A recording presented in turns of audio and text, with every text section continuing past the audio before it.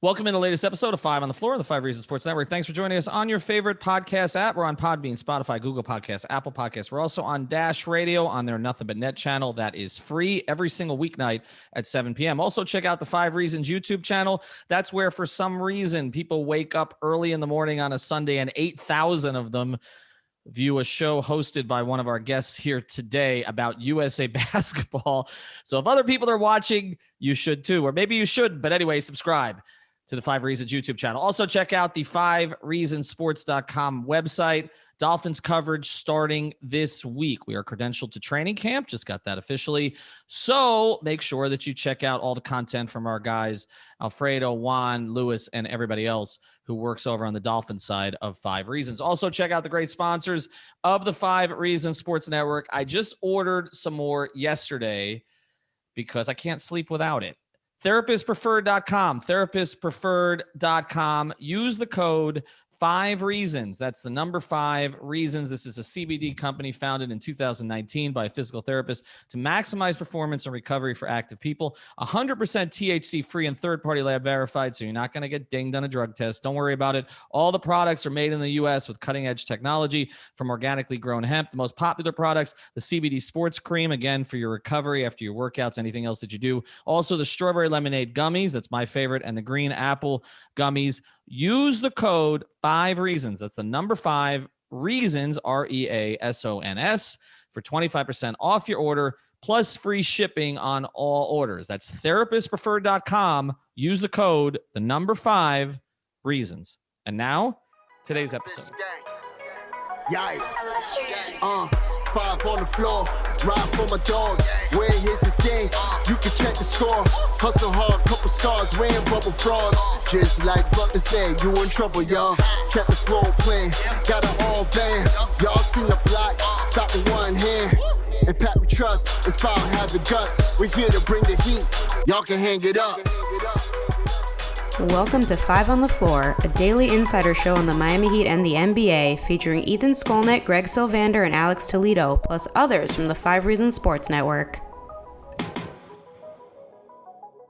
All right, Ethan Skolnick back on 5 on the Floor. Here's today's floor plan on a Sunday. Getting this episode likely to you on a Sunday night. I've got Greg Sylvander. You can follow him at Greg Sylvander. I've got the host of our Post Up 5R show on the YouTube channel, Royal A. Shepherd. We were all together earlier this morning. I have since taken a shower. Not that you really care because you're listening to a podcast right now. But we've got a premise that was actually brought to us by Royal Shepherd's, one of his co-hosts on Clutch Corner, Adam Borai, who from one of his 75 Twitter accounts, tweeted this, okay? I feel like Borai's like hiding in a closet from people. Like he just doesn't want anybody to find him. You know, somebody on the Heat actually asked me if he's a real person. Yeah, that's funny. Okay, let's get to it. I'm not really sure if he is. Let's get to it. What's the best player you can get with this package? Tyler Herro, Precious Achiuwa, Okpala, 2 first-round picks, 3 pick swaps, and expiring contracts, which essentially in this case would mean probably a team option taken on Goran Dragic and Andre Iguodala or some combination of both. So here it is again, and I'm going to throw it to Greg. Greg is actually going to run point in this episode because Royal and I were fighting over point guard on the last one, so we're going to play off the ball. Tyler Herro, Precious Achiuwa, Okpala, 2 first-round picks, which of course we know are hard for the Heat to get, 3 pick swaps, and expiring. So this is a big package, 3 young players, including 1 who's established, 2 who have the chance to sort of elevate in summer league and are playing for the Nigerian team now, and then picks, pick swaps, and expiring contracts for flexibility and to make the deal work. Greg, go. Give me some players. First, we've talked a lot about wrestling the point guard duties between the 3 of us on the pregame or the postgame Team USA show. I just want to clarify to our listeners, I think I'm the only one of us 3 that was a varsity high school point guard himself. So I may be the most qualified for these duties. But so that package that Adam kind of threw out into the atmosphere yesterday, that's essentially like, so if I'm setting some basic assumptions here. This is basically the all-inclusive, the best package Miami could ever throw together right now, a compilation of all of their assets. So that's where we're at. The first name I'm going to throw out to you folks is the one that I think Heat fans love the most, and I think we're going to be able to move on quickly. Does it get you Bradley Beal? Now here's the question. Are you asking, does it get you, or would you do it for Bradley Beal? Because those are two different. We probably should answer both of them, but we should. But any name I tee up, I would probably do the deal for it. I'll just make that declaration now. But for sure, if you're talking about Bradley Beal, then you absolutely do the deal 10 times out of 10. Will it get us Bradley Beal? Absolutely not. We're going to get outbid easily for his services. So I don't think that's something that we should even put too much stock in, even if we were able to acquire that. Yeah, I mean, here's the thing I think we got to look at with all these teams as we talk about players that the Heat may be able to acquire them from, is what is not just the value of the package in terms of talent that the team is getting, but in terms of the team's position, right? Okay, so I'm looking at Washington, and I'm like, why would you – I don't know. I don't think the plan was to go completely backwards there, like down to the bottom, and I also don't know – that Tyler Herro makes a difference in that market. I think there are certain markets that Tyler Herro might make a difference in. We can think of what some of those are. I don't think that his presence in DC would draw people out there, so I don't think that's a perk. I've never heard of them having a particular interest in KZ or Precious. And I don't think that the picks that the Heat would be able to acquire would be high enough for Washington to make the deal worth it. I just think there are other teams, particularly if Beal is not committal to Miami or nowhere else. I think there are other teams that could jump in with a much more significant package. Again, a lot of these, we're going to say the same thing. Philadelphia could jump in with a much more compelling package. I mean, whether you're starting with Ben or not, you've got Tybal, you've got Maxey. Those two guys alone, I think, are probably as attractive or more attractive than the young pieces the Heat are throwing in, and they have more flexibility to get another guy, or more picks. So, would I do it? Yes. Is it going to happen? No. Gosh, but before we go into that, just to his point, it's like if you have KZ Okpala in this deal, why would Washington want him when they have Rui Hachimura, who's like a better version of KZ Okpala already? You're right. Yeah. Yeah, no, and I think, Ethan, you bring up a good point that each situation is going to be a little bit different. Y'all spent way more time talking about Bradley Beal than I thought we were going to. I thought we were going to be like one word answers and we move right on, because I don't think that I think everyone knows we would get outbid. But here are the things, and we're going to pivot to the next guy that I think will spark different conversation, is that if Beal doesn't get dealt at the beginning of this season or in the offseason, and it's the trade deadline, and he has an option on that on the next year. So Washington feels the pressure of, if we don't deal this guy by February 20th or whatever that date is, he may walk. Then the complexion of somebody's leverage and what they would turn their nose up changes a bit. So anyway, moving on, Zach LaVine. Does it get you Zach LaVine? Does it get you Zach LaVine? All right, I'll start here. I think there's a better chance of it getting you Zach LaVine than Bradley Beal. Let's start there.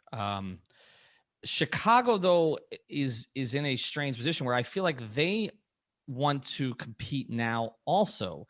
They've gone long enough without competing. They made the trade for Vucevic. That's not a down-the-line type deal. That's a win-now deal. So, to me, the only way that they're going to move LaVine is if they know he's not going to resign, and they're going to get a ready-to-win now play. I see them as making more of an Indiana type move for LaVine, where you see that Indiana had Paul George.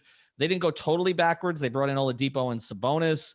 Then they traded Oladipo. They brought in LeVert. They've always tried to maintain a level of competitiveness with the players that they bring in.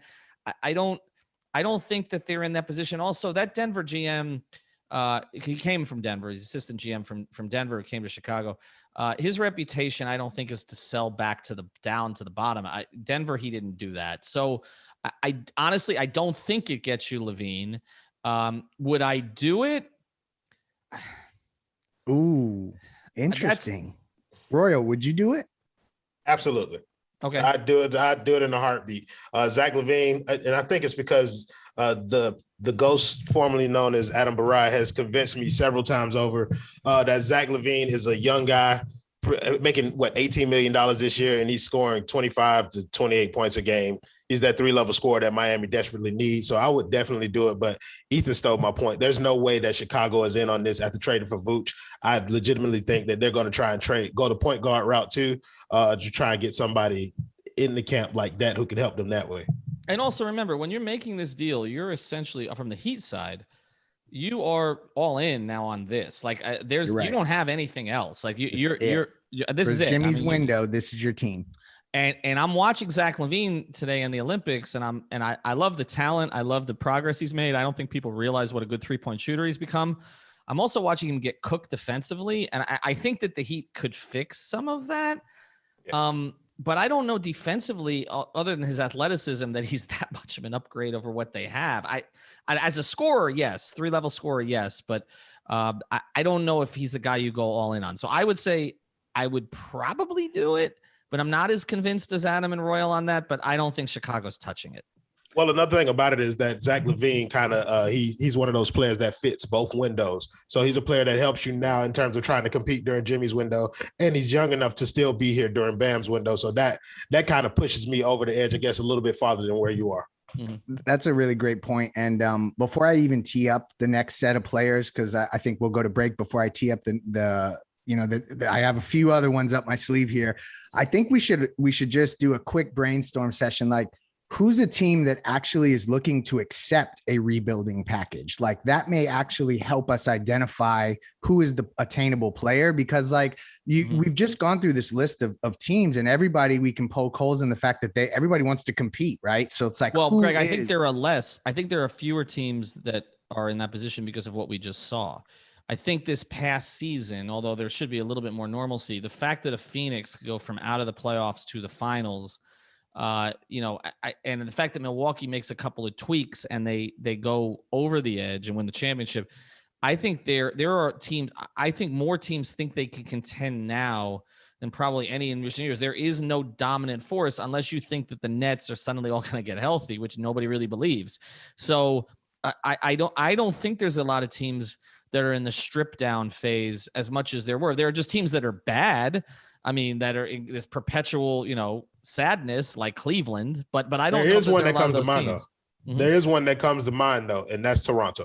Yes. They're getting rid of Lowry, and then you heard the reports about them trying to get rid of Pascal Siakam, and then you know how Masai Ujiri is about his African players, so you get two players on Team Nigeria coming over to Toronto. Tease. I know that's on Greg's list, so wait on it. Let's get to after. That's what happens when you get two hosts on the show, man. I can just feel the vibes already. Oh my God, he took the ball from Dwayne. All right, that's okay. No problem. We're going to tell you about another great sponsor of the 5 Reasons Sports Network. Actually, this one promotes on Royal's show also. That's manscaped.com. Use the code 5RSN, get that 20% off at manscaped.com. You also get free shipping. And no, it's not just the shaver. You can also get the cologne and everything else that they offer. You go to manscaped.com, 5RSN. Just check everything else out that they have there. I have to give you the tagline here. This is part of the deal. Your balls will thank you. Anyway, let's get to it. Royal, you do that better than I do on the show, so that's fine. This is true. They did give me a cool T-shirt though, and I actually wore it out in public for the first time yesterday. So make sure you use that code 5RSN. All right, let's get to it, Greg. Next one. Yeah. So we're going to lean right into where Royal was going, because I think this is actually my personal most viable / favorite option. And I'm going to tell you a little bit why when we make the roundabout here, but I'm going to package these guys together. It's not just Siakam. It's Kyle Lowry and Siakam. It's kind of, you may have to have different mechanisms with which to get both of those guys, but it would be all encompassing of these assets to attain those two. So that, I personally love this option, and I'd love to hear, do you guys think it's viable, and would you do it? I think it's both viable, and I would absolutely do it. I think this is probably one of the best case scenarios for Miami this offseason. If Toronto is serious about moving on from Siakam, then you do anything that you can to try and go all in on that package. He's already got chemistry with Lowry, and he fits the void that we have at the 4 in terms of somebody who can shoot it and they can defend. They can switch. He can rebound. He just checks all the boxes for us. And so I'm all in on a package like that if we can get it done. Yeah, me also. And I know that there was some concern, I guess, about Pascal as a 3-point threat. And I think that's come up because obviously you want a 3-point threat next to Bam. He will shoot it, but he doesn't shoot it at a particularly high percentage. But if you're looking at the team that they could construct with those two guys, you have a little bit of everything on both ends. I mean, and you're adding another plus defender to the starting lineup, which is not something that we're necessarily talking about with a lot of these other deals. We're talking about guys who are offense first. I know that there are the jokes about Pascal being in the spin zone and he's got one move and it doesn't work in the playoffs. And I get all of that, but you're also talking about a guy who came into the league really with no skill set, turned into an all-star in a very good developmental system, one of the best developmental systems in the league, along with Miami. He would fit, I think, culturally very well with the Heat. And again, if you're adding Lowry also, this is part of what we talk about with the windows, right? Like, so you were talking about Zach LaVine's window. Well, with Lowry and Pascal, you kind of cover both windows. You have the win now guy with Jimmy, but you have another guy to grow with Bam. And as the two of them grow together, then as Jimmy fades out a little bit, or maybe becomes the third option, or maybe Kyle retires, you can build out in the backcourt as you go.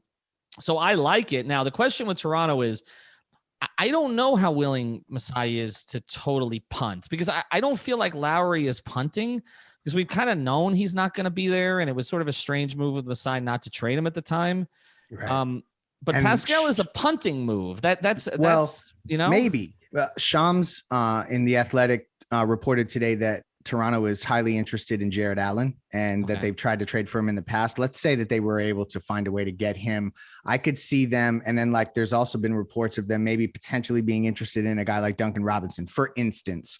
Like, I think they could sell Jared Allen and Duncan Robinson surrounding Fred VanVleet and, you know, the OG and the guys that they have going there, and the pick, and kind of that's, and Gary not Trent Jr. too, who they acquired for Norman Powell, which is, but see the Gary Trent move. They're like the same player, right? But see, that's my point about Masai is that he's not going to go totally back. I mean, he moved Norm Powell, but he brought in Gary Trent Jr., who, you know, was kind of in a similar. They're that type of team. They're not a go backwards. So it's got to be about making another move and maybe making a decision. And there were some rumors about this late last year that Nick Nurse and Pascal were not on the same page. And if that's the case, then it would make a little bit more sense to do it.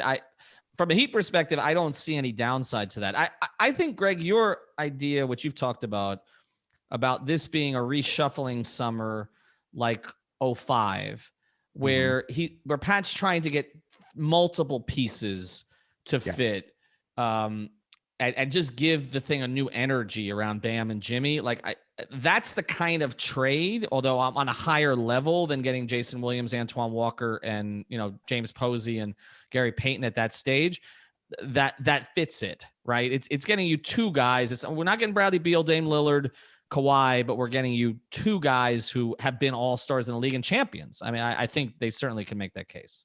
Is it a stretch to say that makes Miami one of the top 3 defensive teams in the league to have those two come onto the roster? Hell no. I don't think so at all. Plus, you've eliminated to make this trade. I mean, let's just be honest. I mean, you've taken Herro off the court, right? And you're probably taking none off the court. And you may be, and you're taking Dragic off the court. So just by simple addition by subtraction on the defensive end, right? Yeah. So I'm going to sneak one in here, piggybacking off of what Ethan just said, and then we're going to go to the final one, because I think that's where I'm going to sneak in the nuance that is necessary for this topic. So it was reported also by Shams that, this was Jake Fisher, excuse me, that the Utah Jazz are looking as one of the few teams in the league that is looking to move playoff tested talent.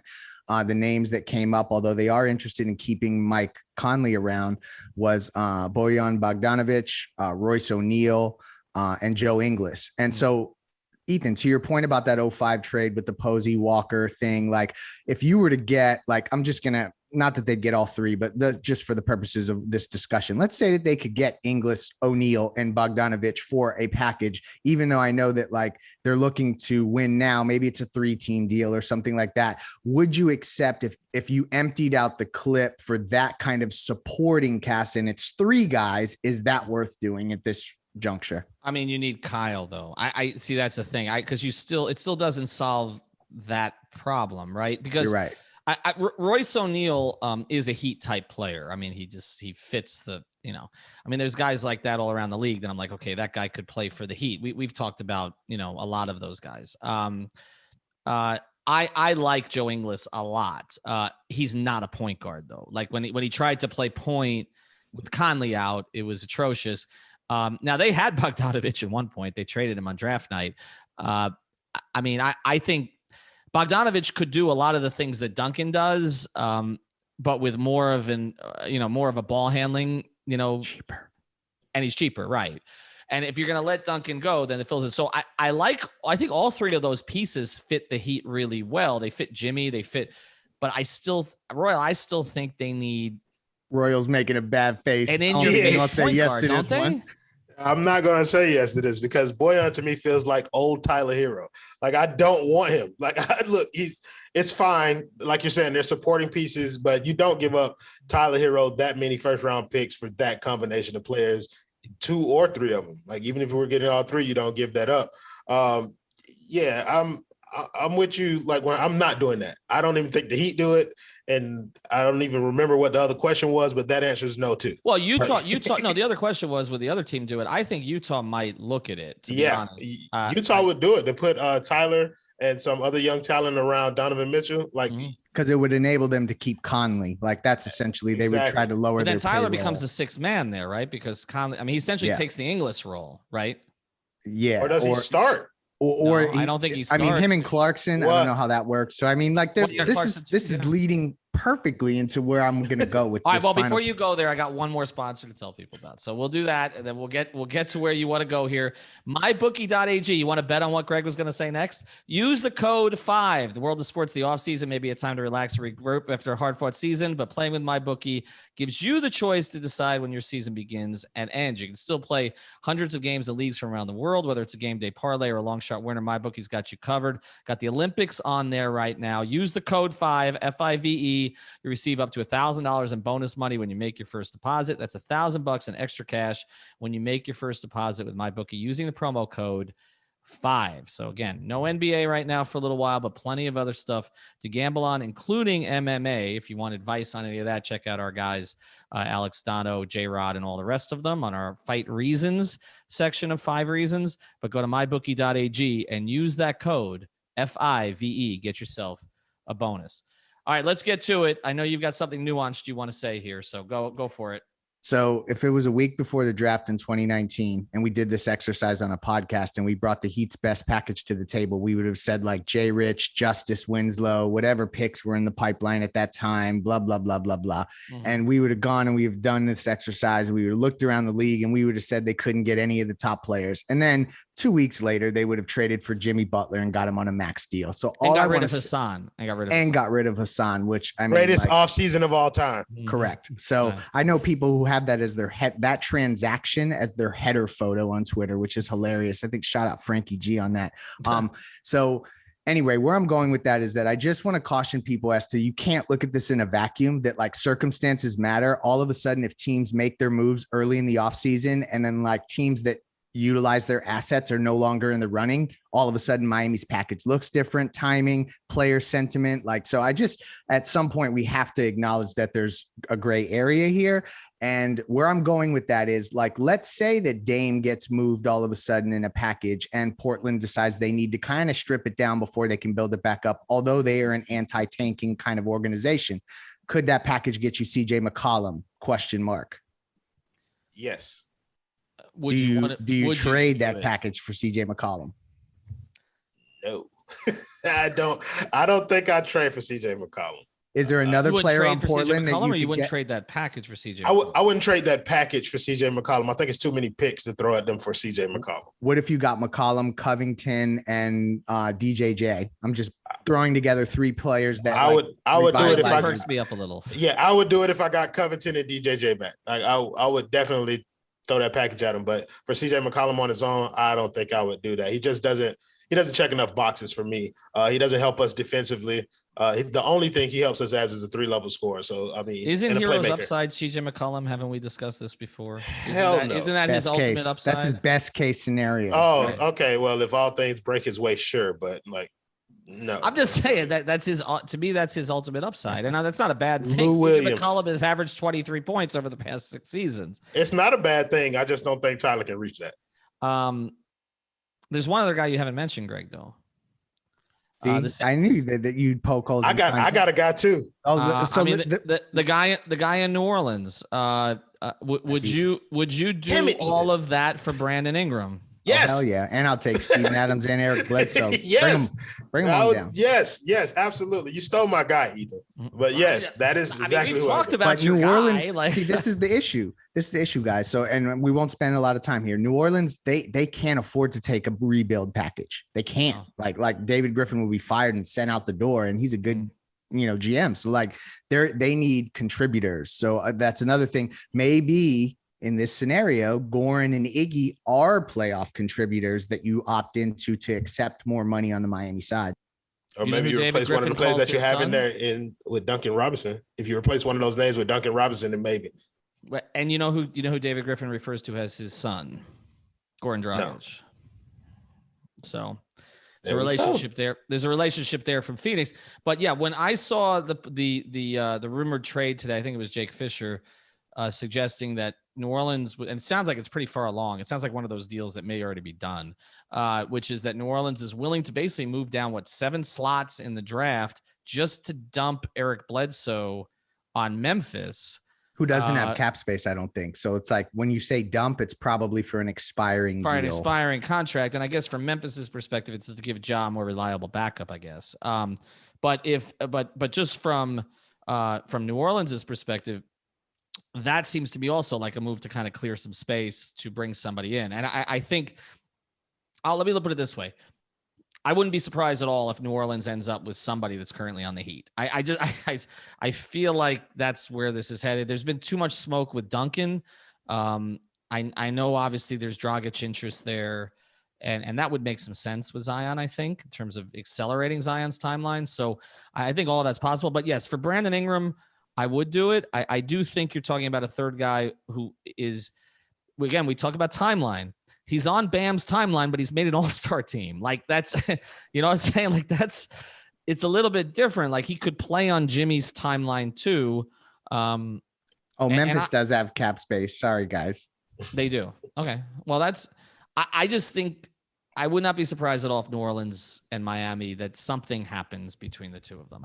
I think that's a possibility. Is there another name that we're forgetting? I mean, that package is not getting you Lillard. Okay. It's not, so is there somebody else out there, Greg, that we think could? Okay. Here's one. Would you unload the clip for Malcolm Brogdon, Miles Turner, and a wing of some sort, Justin Holiday or some kind of wing? Yep. Who they also like. Royal making a stank face. I like Brogdon, and I like the Miles Turner fit next to Bam, to be perfectly honest with you. I don't know if Bam would, but yeah. I don't know either, but it's the picks for me. I think the picks and the pick swaps is what's making me hesitant, and I think that's going to make it a no for me. If I can't hold on to some of those assets, I don't think I'm willing to dump all of those assets into that trade. Philosophically, though, it makes sense. If Pat gets his hands on the picks, he doesn't care about the picks. Oh, listen, right? If Pat figures out a way to unlock the ability to trade 5 or 6 first rounders, listen, he's trading 5 or 6 first rounders. If he can figure out a way to get 6 first round picks, right, he will be the GM or the executive that is known for trading the most first round picks for a player ever. There will be a Riley rule, like there's a Stepien rule. You're right. Like, instead of you can't trade them in back-to-back years, now it's going to be you can't trade more than 2 in one season. Because Pat's going to trade them until 2070. He's going to figure he's going to let Spoelstra's son deal with it, basically at that stage. Okay. I just think philosophically, it just becomes not being able to use those picks you acquire for anything else. But there's not going to be a hesitation. I mean, I tell this story all the time, and then we can kind of close this out. When the Justice Winslow offer was made by Boston, okay, and Danny Ainge, Pat turned to Adam Simon in the room and said, "You always want the picks or the player?" And Adam said, "The player." But you think Pat with all those was not willing to trade the picks? I mean, all I'll say is that Boston, with all those assets, and it kind of closes, it ties a bow on this conversation. The team with the most assets is not the team that gets all the guys. It's true. Who do you think is most likely for that package? Oh, wow. You're putting me on the spot here. Honestly, I think that the Toronto situation is the one to monitor. Yeah, I do too. But I also think New Orleans is going to end up with a Heat Toronto won, somewhere. New Orleans too. Yeah. Yep. I think that, the other issue though is smart GMs sometimes don't want to deal with other smart GMs. And Riley, Andy making a trade with Masai, it's like, I don't know. It's like making a trade with Presti. There are like 6 or 7 GMs in the league that it's like, you're not going to get over on them. Okay. So it's just all a question of, are you giving them something they need from a timeline perspective? That's it. You're not going to get over from them from ripping them off. There are no Sacramento Kings in the equation here. Or the old Knicks. When you're dealing with a Toronto, you're dealing with an OKC, Where's Elton Brand when you need him? Elton wanted to keep Jimmy. It was Josh Harris and Brett Brown who didn't want to keep Jimmy. I know that 1,000%. So Elton got pushed aside, but that wasn't Elton's fault. I'm just to clarify, that's another guy in Philly you don't really want to do a deal with, except that his ego is so big that sometimes there are teams that I've been told can take advantage of that. But as far as talent evaluation and stuff, Daryl's another one that's sort of on that short list. But I just think with Masai, you're not getting over on Masai. Masai just signed the big contract to stay too. So, he's not looking to go out the door. All right, Greg, thank you for running point. I'm taking the ball back. Royal, thank you for running point this morning. I'm taking the ball back. Follow him at Royal A. Shepherd, Greg Sylvander, manscaped.com, 5RSN, therapistpreferred.com, 5 Reasons. Follow our new account, 5 Reasons Promos. You'll get all of these promo accounts. We'll be back later in the week. Thank you for listening to the 5 on the Floor on the 5 Reasons Sports Network.